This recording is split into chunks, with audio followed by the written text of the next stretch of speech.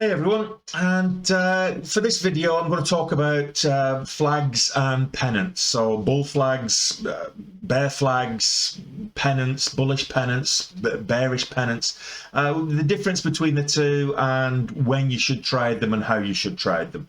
I'm going to go into kind of larger time frames, but it works on the 1 minute, 5 minute, 15 minute, even on the daily time frame. So just a little bit of technical analysis around how to spot flags and pennants and what to do and how to trade them. So I've been asked quite a few times what is a bull flag or a bear flag.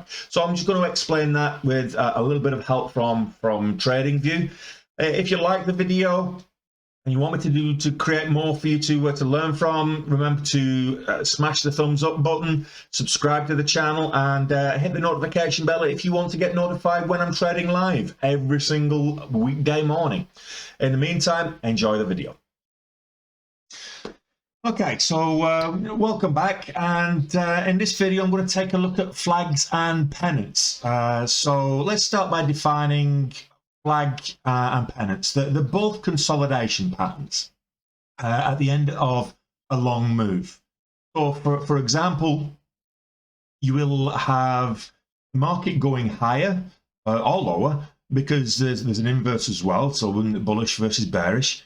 And you have a trend going higher, and then what happens is you run out of a bit of momentum, and then you fall or you rise, and this is the flag.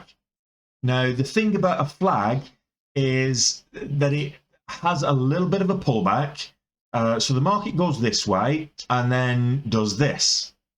And it winds up and it pulls back just a little bit. And then on the break of the flag, it should continue. Now it's the same with as we go lower. We pull back a little bit and then eventually break down. So how do we trade this?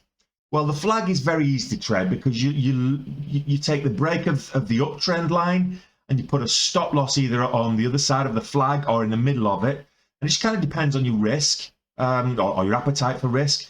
And then from here, you extrapolate the pull of the flag. In a perfect scenario, you extrapolate the pull of the flag.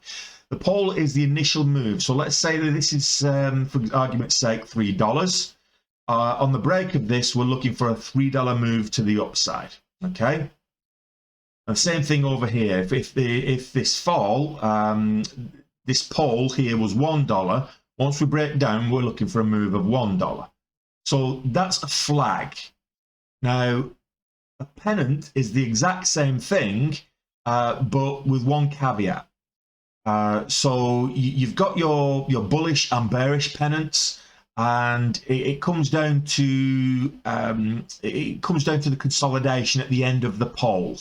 It doesn't necessarily have to pull back too much. A lot of times it will, but it doesn't necessarily. So sometimes you'll see it like this.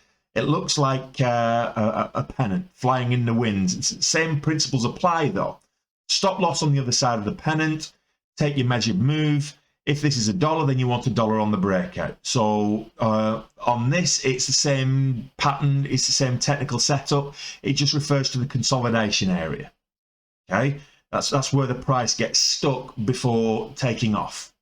So let's take a look at a couple of examples. I've got a couple of bearish examples ready for you on the charts here. In this case, this is Apple, and we do a little pullback. You see that there's a clear channel, and we're pulling back. This is a bear flag. It represents a potential move of this. This is 186, and this is 183, so $3. So a move from 180, 350 will be the target, which is basically right about where we bottomed out. Okay, now that's a pretty clean example. There are, other messier bits, but the idea of a flag is you want it to be as obvious as possible because you do want other people jumping in. The more obvious a flag is, the more likely is that more people are going to say, hey, I want to trade that, and it works in your favor. So here's a little messier pennant. So go ahead and we draw this out. So there's your pole. and there's your pennant. Oh, hang on a minute. I guess the pole is more like that. So you can see that it measures from 117 down to 115. So that's $2 on a break below $2. So that's where 113, and that's where we stopped the next day, and then gap down a little bit, and it continued to go lower. So pennants, typically, I would say, in a general rule of thumb, the flag is a little bit more reliable, only because it's so much more obvious. With all technical analysis tools, it works better on a higher time frame, but 5-minute charts, 1-minute charts, 15-minute charts, it all works as just the same. It depends on your appetite for risk, and that determines what the stop loss is. So, for example, if you're shorting a bear flag, on a breakout, you can put the stop up here or in the middle. It doesn't really matter. It comes down to how comfortable you are with the risk. And a lot of times, what I'll do is, if it's $3 and the aim is $3, I'll go ahead and I'll take profits at say 285. You know, there's no need to miss a few cents here or there. I try to make the most of the move, maybe risking 20 cents, maybe aiming for the 285. Nice, simple play. Flags are traded all the time.